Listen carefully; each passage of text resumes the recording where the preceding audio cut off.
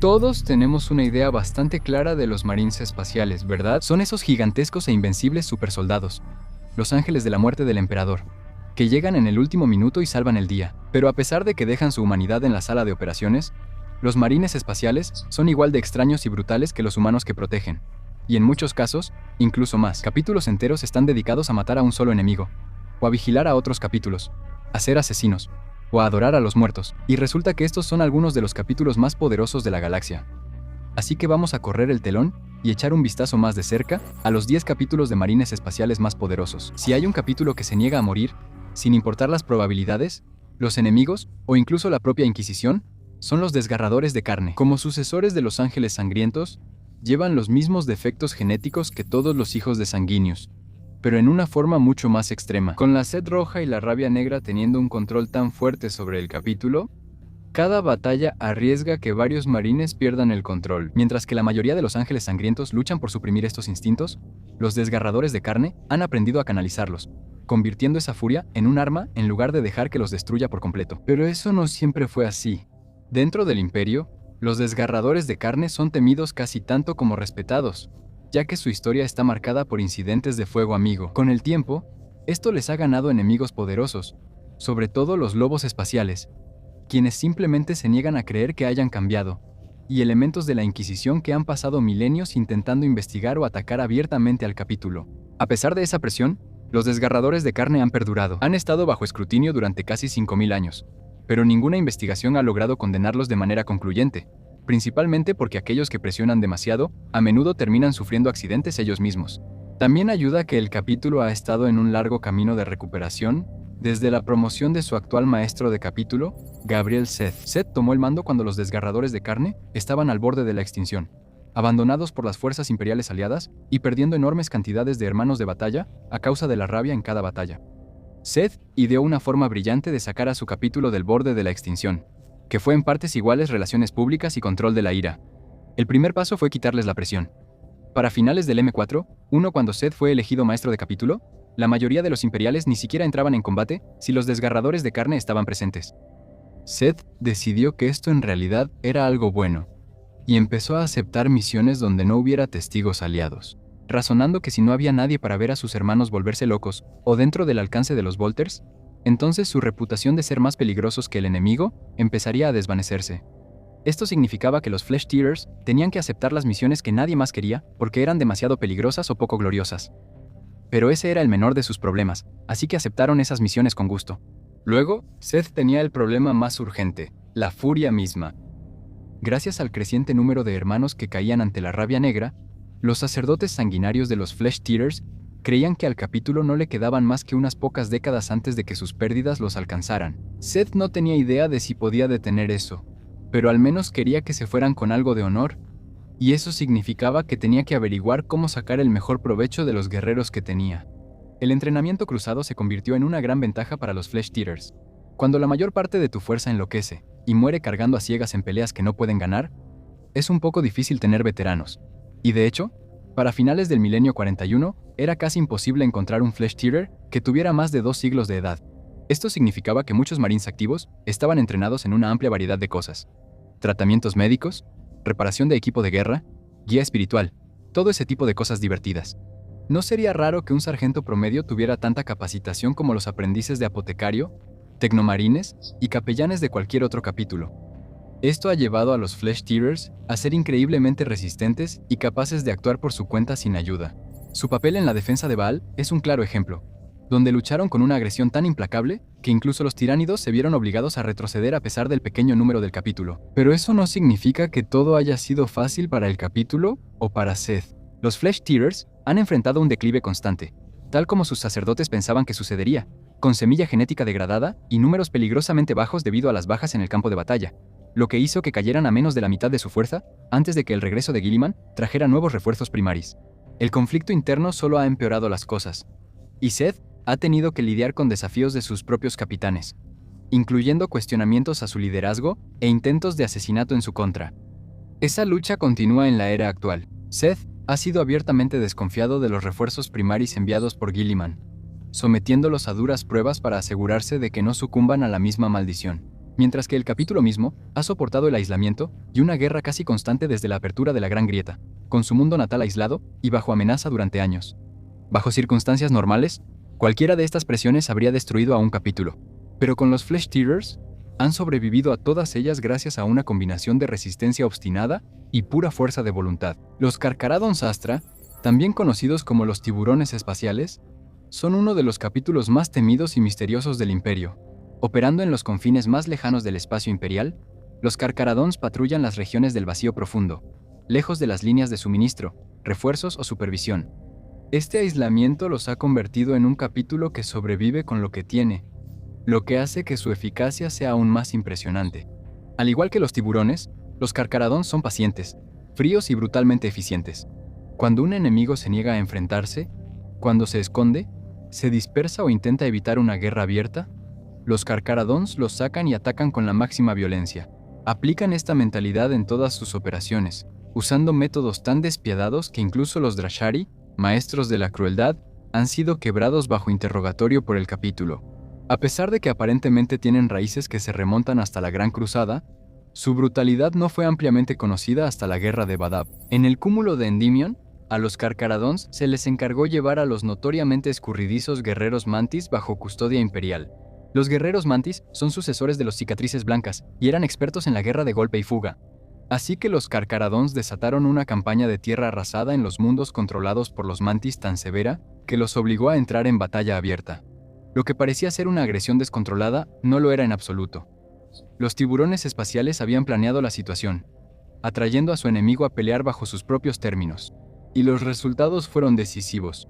Los guerreros Mantis fueron eliminados efectivamente de la guerra en una campaña corta y violenta, prueba de la habilidad de los Carcharodones para combinar estrategia calculada con fuerza abrumadora.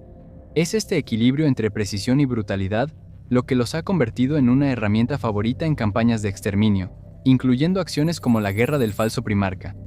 Pero esa efectividad tiene un costo. Los Carcharodones no obligan a sus oponentes a posiciones que puedan explotar con combates decisivos solo porque sean buenos en ello. Es la única manera en que pueden permitirse operar. ¿Recuerdas que antes dijimos que los Carcharodones merodean por los límites del espacio imperial? Bueno, ese aislamiento significa que no reciben el apoyo que otros capítulos sí, y eso los lleva a hurgar y robar solo para sobrevivir. Y cuando termina una campaña, los tiburones espaciales no tienen un mundo natal del cual reclutar. Ni siquiera tienen las fortalezas de capítulo que tienen otras fuerzas cruzadas como los Templarios Negros. Todo lo que tienen es el diezmo. Como el resto del Imperio, los Carcharodones tienen un sistema de impuestos que llaman diezmos, porque al Imperio le gusta usar palabras antiguas y rebuscadas, y diezmo suena más rudo que impuestos. A través del diezmo rojo, el capítulo desciende sobre mundos imperiales y toma niños para que sirvan como reclutas o siervos. A través del diezmo gris, comercian arqueotecnología recuperada con el Adeptus Mechanicus a cambio de suministros.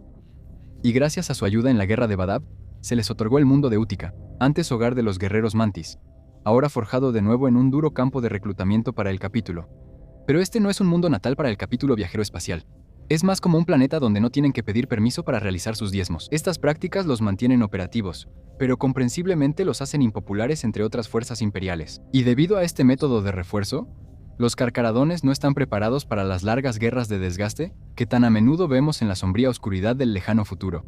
Normalmente eligen conflictos que pueden ganarse con sus característicos estallidos de agresión y aliados que conocen su reputación, para desplegarlos, donde el daño colateral es aceptable, donde regiones enteras pueden ser purgadas sin preocuparse por la infraestructura o la supervivencia de los civiles. Y como resultado, se mantienen distantes del Imperio en general, apareciendo solo cuando algo necesita ser borrado y no se quedan después. Como te imaginarás, los Carcharodons no tienen muchas relaciones laborales saludables. Todos los imperiales o les temen, los odian, o no tienen idea de que siquiera existen, pero sí mantienen una relación incómoda con las garras cenicientas, una fuerza renegada de Astartes. Aunque ambos bandos comparten enemigos en común, la cooperación suele ser tensa y marcada por fricciones abiertas. Y quizá hayas notado que no hablamos mucho sobre la historia del capítulo antes, y eso es porque realmente no tienen una. Lo decíamos en serio cuando dijimos que los Carcharodons son una de las fuerzas de Astartes más misteriosas de la galaxia. Lo más que sabemos es que podrían descender de la Guardia del Cuervo. De hecho, usan varios rangos especiales de la Guardia del Cuervo, y su doctrina de combate es muy similar. El problema es que su historia oral y los comentarios de otros capítulos como las garras cenicientas apuntan a un origen más complejo. Quizá eso sea algo que deberíamos investigar más adelante. Hay partes de la galaxia tan peligrosas que el Imperio ni siquiera intenta conquistarlas. Solo intenta contenerlas, usualmente con un capítulo entero de marines espaciales creado específicamente para este propósito. Y estas asignaciones tienden a volver extraños a estos capítulos, como convertirse en un culto a la muerte que sacrifica a su maestro de capítulo con una silla mágica. Extraño. Esto es exactamente lo que pasó cuando los espectros de la muerte fueron creados para vigilar las estrellas carroñeras, una región del espacio llena de amenazas que no se comportan como enemigos normales. Cruzadas enteras han desaparecido aquí, incluyendo una fuerza de los templarios negros que simplemente nunca regresó. La región alberga innumerables especies de senos desconocidas, muchas de ellas con habilidades que rozan lo sobrenatural. Criaturas como los Cider Fiends, por ejemplo, se rumora que pueden entrar y salir de la realidad misma para evadir ataques. Y además de todo eso, hay una presencia necrona en aumento, con docenas de mundos tumba inestables esparcidos por la región. Poco a poco están siendo llevados a la locura por las mismas fuerzas contra las que se supone que los espectros deben proteger. Así que sí, no es precisamente una asignación tranquila. Ahora, no están solos allá afuera. La Guardia de la Muerte mantiene una presencia, e incluso los carcaradones patrullan la región de vez en cuando. Pero a diferencia de esas fuerzas, los espectros de la muerte no pueden irse y vivir en ese entorno, donde incluso un Astartes es indefenso ante la mayoría de las amenazas. Y todo el capítulo es más como un sistema de advertencia glorificado para el Imperio que una fuerza de combate de élite, lo que ha tenido un efecto en su cultura. Los espectros de la muerte han desarrollado una perspectiva sombría, fatalista y una intensa fijación con la muerte misma. Esto no ayuda en nada debido a una mutación genética que hace que todos los guerreros del capítulo pierdan el cabello y la pigmentación de la piel. Eso, junto con los ojos rojos, hace que estos Astartes albinos hagan honor a su nombre. Pero esa difícilmente es la tradición más perturbadora que tienen los espectros. El capítulo remonta sus orígenes a la Guardia del Cuervo, y su primer maestro de capítulo afirmó haber tenido una visión del emperador que lo llevó a algo conocido como los Shariaks en el mundo de Aclutus, una reliquia Xenos que a menudo se describe como el trono de cristal. Desde entonces, cada maestro de capítulo ha ocupado su lugar en él, aunque lentamente les va drenando la vida. Todo el capítulo espera algún día lograr la gran resurrección, y creen que sus sacrificios valen la pena en la búsqueda de este objetivo, ya que, sea lo que sea esta resurrección, al parecer requiere de un recipiente viviente listo para poder tener éxito. Cada vez suena más como si esta tradición pudiera ser la base de una de las varias teorías sobre la resurrección del emperador, pero solo el tiempo lo dirá. Por ahora, los espectros de la muerte hacen todo lo posible por combatir a sus enemigos fantasmales en las Ghoul Stars, mientras sacrifican a sus maestros de capítulo uno por uno. Y aunque dijimos antes que estos enemigos tienen habilidades que hacen que incluso los Astartes parezcan civiles indefensos, es importante señalar que los espectros de la muerte han tenido cierto éxito en sus batallas. Así que, aunque sufren bajas que otros capítulos considerarían inaceptables, parecen estar manteniendo la posición en una situación imposible. Los Raptors son uno de los capítulos más poco ortodoxos del Imperio, no porque sean imprudentes, sino porque son todo lo contrario. En una galaxia llena de guerreros que buscan la gloria, los Raptors destacan por actuar como una fuerza militar propiamente dicha. Ha llegado al punto en que la gente los llama en broma los marines razonables. Y sinceramente, les queda bien. En apariencia, los Raptors se especializan en combate a distancia, reconocimiento y tácticas de ataque y retirada, en lugar de la brutalidad cuerpo a cuerpo que prefieren la mayoría de los capítulos. Así que no cargan a menos que sea necesario, y no se quedan en una pelea más tiempo del necesario. Si hay una manera más limpia de ganar, la tomarán. Y sí, este es otro capítulo sucesor de la Guardia del Cuervo. Algo sobre lo independiente que es la 19ª Legión, simplemente creó una línea de ramificaciones muy fuertes. Los Raptors se adaptan completamente a su entorno y a los recursos disponibles. Donde el Codex Astartes sugiere camuflaje, los Raptors lo consideran una práctica estándar. Si una misión requiere armadura blanca en un mundo helado, o armadura oscurecida en las sombras profundas, harán el cambio sin dudarlo. Y por eso son tan extraños en comparación con otros Astartes. No les interesa parecerse a marines espaciales heroicos agitando estandartes. Les interesa ganar.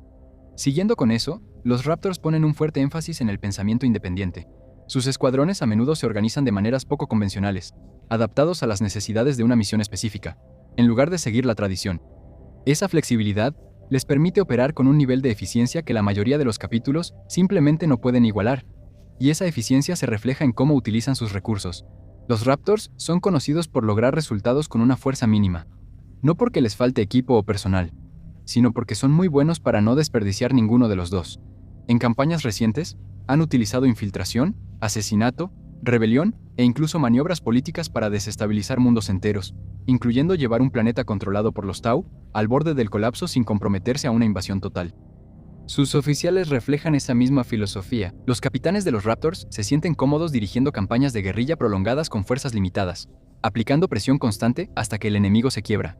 Y cuando tienen acceso a mayor fuerza, no la desperdician innecesariamente. Si pueden arreglárselas usando solo un puñado de marines armados con piedras y palos, sin duda lo harán.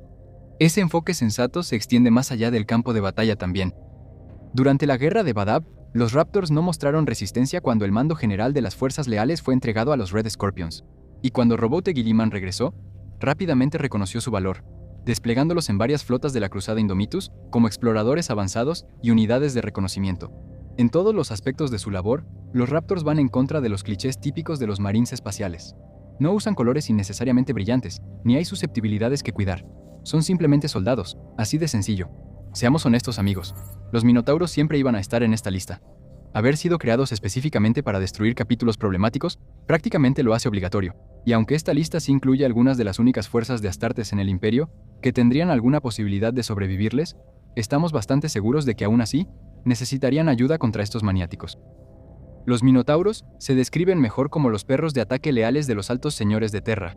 Cuando algo necesita ser eliminado, especialmente si ese algo es otro capítulo de marines espaciales, los altos señores envían a los Minotauros. El simple hecho de tener ese papel ya los hace peligrosos, pero es lo brutalmente eficientes que son lo que los pone en esta lista. Un claro ejemplo son sus acciones durante la herejía de Macar en los primeros años del 1041. Los Minotauros fueron enviados para enfrentarse a dos capítulos al mismo tiempo, los Guerreros de la Perdición y los Inceptores, y derrotaron a ambos en la misma campaña. Los Guerreros de la Perdición se vieron obligados a retirarse casi de inmediato, mientras que los Inceptores fueron reducidos a menos de 100 sobrevivientes y obligados a rendirse. Luego, los Minotauros les quitaron su equipo de guerra antes de tomarlos prisioneros, lo cual, como puedes imaginar, no los hizo populares entre el resto de los Adeptus Astartes. Que un solo capítulo derrote a otros dos en una guerra abierta es algo casi inaudito, y los Minotauros lo lograron combinando una agresión implacable con una coordinación precisa y una total falta de cortesía profesional. Lo que parece furia descontrolada en realidad es violencia dirigida aplicada con un objetivo muy claro. Elimina el objetivo y sigue adelante. Y ese objetivo no siempre apunta hacia afuera, porque los Minotauros no solo se usan contra los enemigos del Imperio, también se usan para mantener al propio Imperio bajo control. Cuando estallaron disturbios en Terra tras la formación de la Gran Grieta, al inicio del M42, los Minotauros fueron desplegados para restaurar el orden, y sus métodos rápidamente los pusieron en conflicto con otras fuerzas imperiales, incluyendo a los Puños Imperiales. Las tensiones escalaron hasta enfrentamientos abiertos entre oficiales astartes e incluso los Adeptus Custodes estaban en alerta. Pero eso fue solo el comienzo, porque resultó que los Minotauros eran peones. En una lucha de poder entre los propios altos señores, y en un intento posterior por parte de elementos del Consejo para destituir al primarca, Roboute Guilliman, del poder, los Minotauros fueron desplegados una vez más, esta vez contra las garras del emperador. Eso significaba un enfrentamiento directo con los Custodios y las Hermanas del Silencio, fuerzas diseñadas para superar a los Astartes en todos los aspectos. Los Minotauros pudieron luchar en ese conflicto y retirarse sin ser destruidos, lo cual dice mucho sobre sus capacidades. Su arsenal es extremadamente impresionante, rivalizando incluso con las antiguas legiones. Está lleno de vehículos reliquia, sistemas de armas raros y modelos de equipo de guerra a los que la mayor parte del Imperio ya no tiene acceso. Despliegan equipo avanzado de Patrón Amos, mantienen un gran número de Dreadnoughts Contemptor e incluso conservan modelos antiguos de armadura de poder como el Mark XIII para operaciones brutales a corta distancia. También estuvieron entre los primeros en recibir refuerzos primaris, fortaleciendo aún más una fuerza que ya estaba bien equipada. Sus despliegues son dictados desde los niveles más altos de la autoridad imperial. Sus objetivos son elegidos por ellos. Y cuando actúan fuera de los límites habituales de la conducta de los Astartes, ya sea despojando a otro capítulo de sus recursos o enfrentándose a otras fuerzas imperiales, lo hacen con la protección con la que ningún otro capítulo puede contar.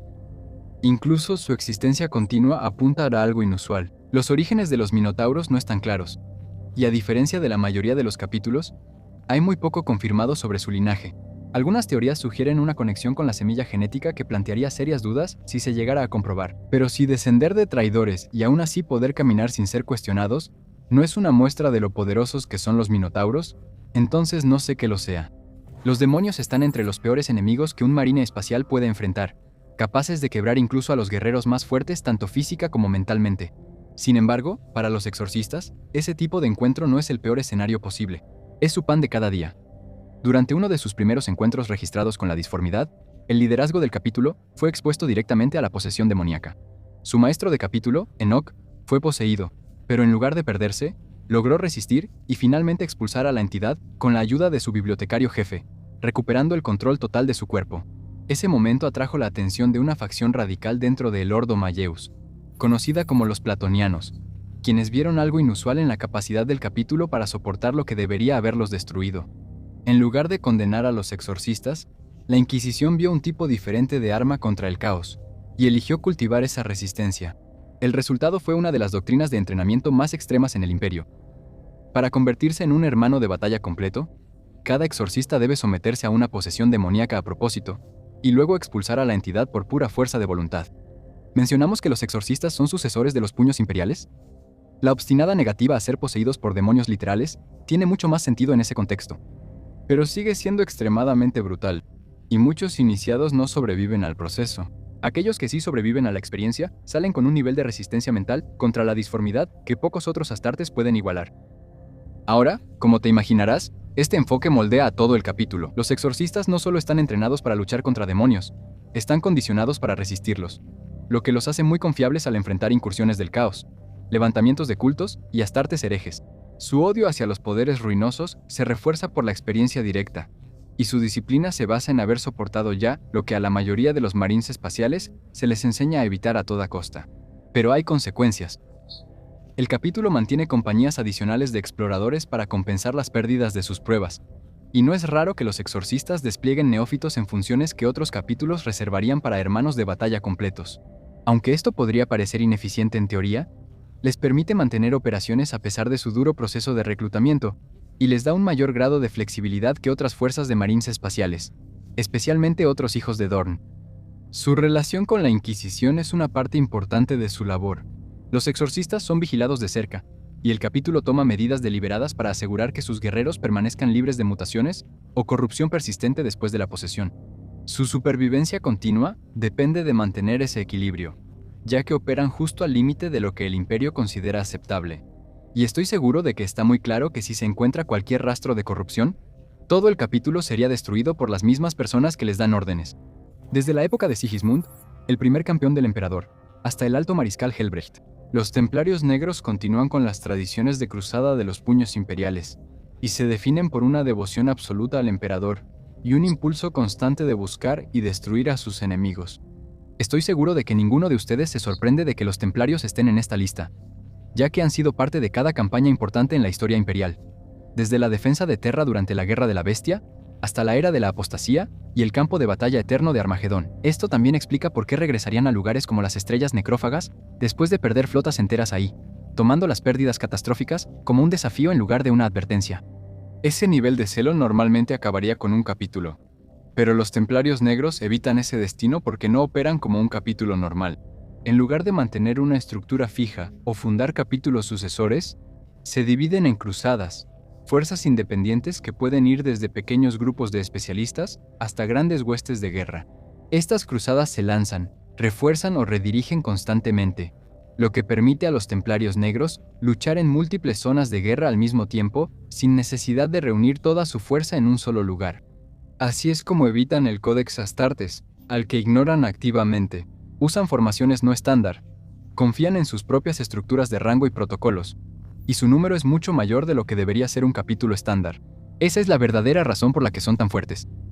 El alto mariscal mantiene deliberadamente poco clara la verdadera fuerza del capítulo, y aunque los templarios negros niegan superar el límite de 1000 marines, la cantidad de cruzadas activas dice lo contrario. Cada cruzada recluta, lucha y se sostiene por sí misma, mientras que las fortalezas de cruzada repartidas por la galaxia siguen trayendo nuevos iniciados, alimentando un sistema que reemplaza las bajas tan rápido como ocurren. Actualmente, hay 6 cruzadas activas conocidas persiguiendo objetivos, y según algunas estimaciones, podría haber hasta 20. Cada cruzada puede tener desde unas pocas docenas hasta más de 300 guerreros. Así que si esas estimaciones más altas son correctas, los templarios tienen los efectivos de una pequeña legión. Por eso pueden absorber pérdidas que dejarían fuera de combate a otros capítulos y seguir operando sin pausa. Por eso pueden perder fuerzas enteras de cruzadas e inmediatamente lanzar nuevas. Y por eso pueden estar presentes en múltiples conflictos importantes al mismo tiempo, sin parecer sobrecargados. lo cual es bueno, porque su fe los lleva a hacer cosas increíblemente imprudentes. Los templarios negros no son cautelosos, y su naturaleza de cruzados los empuja a entrar en conflictos que otros podrían evitar. Incluso sus mayores victorias reflejan esta combinación. La destrucción del Cacodóminus, una entidad psíquica que dominaba más de 1000 mundos, requirió no solo determinación, sino la capacidad de emprender y sostener una campaña a gran escala, algo para lo que los templarios negros están especialmente capacitados.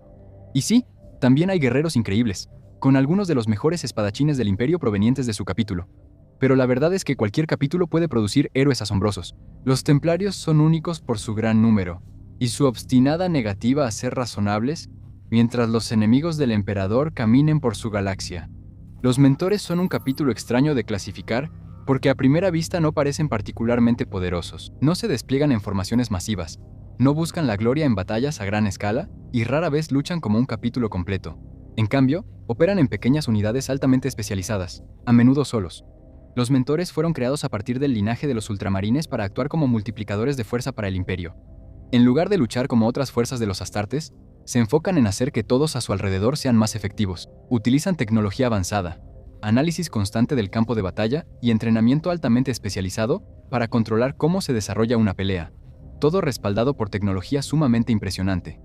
Los Marines mentores suelen estar apoyados por servocráneos y asistentes que les proporcionan un flujo constante de datos tácticos durante el combate. Un buen ejemplo de esto es el teniente comandante Amadeus Caius, quien ha demostrado operar solo mientras iguala el rendimiento de toda una escuadra. Esto no se debe a que los mentores sean inherentemente más fuertes que otros astartes, sino a que entran en combate ya sabiendo a qué se enfrentan, dónde está el enemigo y cuál es la mejor manera de derrotarlos. Una vez que comienza el enfrentamiento, utilizan su conocimiento para apoyar a las fuerzas aliadas. Sus veteranos, a quienes a menudo se les llama tutores, son desplegados individualmente en zonas de guerra donde toman el mando de las fuerzas imperiales locales. Estas unidades suelen estar desorganizadas o tener un bajo rendimiento antes de que lleguen los mentores, pero bajo su guía, pueden convertirse rápidamente en fuerzas de combate disciplinadas y eficaces.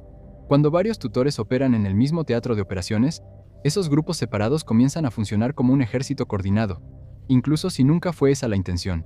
Aquí es donde este capítulo realmente destaca. Mientras que otros capítulos ganan batallas directamente, los mentores moldean la forma en que se luchan esas batallas. Si los Raptors son conocidos por luchar de manera más inteligente, los mentores son conocidos por hacer que todos los demás sean más inteligentes. Y al imperio no le faltan soldados a los que los mentores puedan volver más inteligentes. También toman este papel en serio a nivel personal. Los humanos que entrenan no son tratados como recursos desechables, sino como hermanos y hermanas temporales en armas, formando lazos a corto plazo que reflejan la estructura de una escuadra de marines espaciales. Es un enfoque práctico, pero también explica por qué sus métodos tienden a permanecer incluso después de que se van. Los mentores quizá no sean el capítulo más visible en el imperio, y rara vez son los que lideran el ataque, pero su presencia en una zona de guerra puede cambiar el resultado mucho antes de que se libre la batalla final. Imagina una fuerza que combina la fuerza de todos los capítulos de los marines espaciales, que trabaja directamente con la Inquisición, y que existe únicamente para cazar a los xenos más peligrosos de la galaxia. Esa es la Guardia de la Muerte. A diferencia de otros capítulos, la Guardia de la Muerte no mantiene un número fijo de guerreros. En cambio, recluta de todo el Adeptus Astartes, con capítulos que envían hermanos de batalla experimentados para servir por un tiempo. Estos marines dejan atrás sus deberes y tradiciones habituales para jurar nuevos votos al emperador y al Ordo Xenos, convirtiéndose en parte de la fuerza encargada de enfrentar amenazas alienígenas donde quiera que aparezcan. Aún así, no pierden completamente quiénes son. Cada guerrero mantiene el símbolo de su capítulo en un hombro, mientras que el otro es reemplazado por la hombrera plateada de la Death Watch, mostrando que ahora luchan como parte de un todo más grande. El resultado es una fuerza compuesta por veteranos de muchos capítulos diferentes, cada uno aportando sus propias habilidades y experiencia a la misma batalla. En lugar de desplegarse como un ejército completo, normalmente operan en pequeños equipos de exterminio altamente especializados. Estos equipos se forman en torno a las fortalezas de sus miembros y las necesidades de la misión. Una operación podría requerir velocidad y movilidad, otra armadura pesada, y así sucesivamente. Un solo equipo de exterminio puede incluir guerreros con equipo muy diferente, pero esa flexibilidad les permite enfrentar problemas con los que fuerzas más estándar tendrían dificultades. Y hablando de equipo, la Death Watch tiene acceso a algunos de los equipos más avanzados y especializados del Imperio, incluyendo reliquias antiguas, armas experimentales, munición especial e incluso tecnología alienígena modificada para su uso. Cada misión se planea cuidadosamente, y las herramientas que llevan se eligen para que coincidan con el enemigo al que se enfrentan. Este nivel de preparación les permite enfrentarse a amenazas que pondrían en aprietos incluso a capítulos enteros. Sus misiones van desde ataques dirigidos y sabotaje hasta esfuerzos de exterminio total, y muchas de estas se llevan a cabo en secreto. En algunos casos, civilizaciones alienígenas enteras han sido destruidas antes de que el imperio en general supiera siquiera que existían. Pero esa eficacia tiene un precio. El servicio en la Death Watch es peligroso y te aísla, con altas bajas y misiones que son demasiado peligrosas para que otras fuerzas puedan apoyar. Muchos de los que se unen nunca regresan a sus capítulos de origen, y los que lo hacen vuelven cambiados, llevando consigo conocimientos que no se les permite compartir. Estos veteranos son respetados, pero también se distinguen de sus hermanos por lo que han visto. Durante la herejía de Horus, Malcador el Sigilita se propuso crear una fuerza de Astartes que pudiera luchar contra el caos directamente, algo que ningún otro ejército de marines espaciales podía hacer sin enormes riesgos, y esa fuerza se convirtió en los Caballeros Grises. Los Caballeros Grises sirven como el brazo militar del Ordo Maleus, al igual que la Death Watch sirve al Ordo Xenos, pero a diferencia de cualquier otro capítulo, cada Caballero Gris es un psíquico. Se cree que su semilla genética proviene directamente del emperador, lo que les da una resistencia inusual a la corrupción, y les permite luchar contra fuerzas demoníacas sin sucumbir ante ellas. Ni siquiera los exorcistas tienen tantas posibilidades de resistir el caos como los Caballeros Grises. Convertirse en un Caballero Gris es uno de los caminos más difíciles en el Imperio. Los aspirantes deben ser psíquicos, como mencionamos antes, pero también tienen que sobrevivir a pruebas extremas de cuerpo, mente y alma. Aquellos que fallan son eliminados por completo, tanto para proteger el secreto del capítulo, como porque incluso un candidato fallido puede convertirse en un peligro. El proceso toma tiempo y, como los psíquicos son raros y la tasa de supervivencia es tan baja, los Caballeros Grises casi nunca alcanzan el tamaño de un capítulo típico. Tampoco siguen el Codex Astartes, por supuesto. Malcador nunca fue fanático de los hijos del emperador, pero la estructura de los Caballeros Grises está construida en torno a su misión en lugar de alguna doctrina rígida. Ni siquiera usan compañías de exploradores. Se espera que cada Caballero Gris esté listo para enfrentar amenazas demoníacas tan pronto como sea desplegado, porque no hay una forma segura de adaptarse poco a poco a ese tipo de guerra. Los Caballeros Grises operan como tropas de choque de élite, combinando habilidades psíquicas con armadura pesada y armas especializadas. La mayoría de sus guerreros en realidad luchan con armadura de exterminador, la cual está cubierta de sellos y marcas protectoras que los ayudan a protegerse de la disformidad. Sus armas están diseñadas para canalizar el poder psíquico, permitiéndoles atacar a los demonios de formas que otras fuerzas no pueden, e incluso sus armas de fuego estándar usan munición destinada a interrumpir y desterrar enemigos nacidos de la disformidad. Luchar contra el caos a este nivel tiene un costo diferente. Los Caballeros Grises suelen desplegarse en situaciones donde el fracaso no es una opción, y las medidas necesarias para asegurar la victoria pueden ser extremas. Hay casos en los que mundos enteros han sido sacrificados para contener brotes demoníacos, e incluso zonas de guerra importantes los han obligado a depender del apoyo de otros capítulos a pesar de su necesidad de secreto. Esto a menudo los lleva a tener que limpiar la situación borrando recuerdos, o simplemente destruyendo por completo a las fuerzas leales sobrevivientes para mantener la corrupción al mínimo. A pesar de su pequeño número, los Caballeros Grises siguen siendo una de las fuerzas más confiables del Imperio cuando se trata de enfrentar el caos. No buscan reconocimiento, y muchas de sus victorias ni siquiera se registran públicamente, ya que su papel es prevenir desastres antes de que se propaguen. Fueron creados específicamente para una guerra que otros marines espaciales nunca debían pelear, y en ese papel siguen siendo insuperables. Cada uno de estos capítulos es extraño de alguna manera. No se comportan como suelen hacerlo los Astartes, y tal vez eso es lo que los hace tan poderosos. ¿Acaso las reglas normales y el código de honor que atan a los capítulos de la primera fundación y a muchos otros los limitan para ser tan efectivos como los capítulos de nuestra lista? ¿O esas reglas existen por una razón, haciendo que el poder de estos capítulos extraños sea una posible señal de advertencia? Cuéntanos qué piensas. ¿Hay algún otro capítulo de marines espaciales que debimos haber agregado a la lista? Deja tus opiniones en la sección de comentarios aquí abajo. Y ya que estás ahí abajo, ¿por qué no consideras unirte al capítulo más poderoso de todos? Más Lore podría usar más reclutas.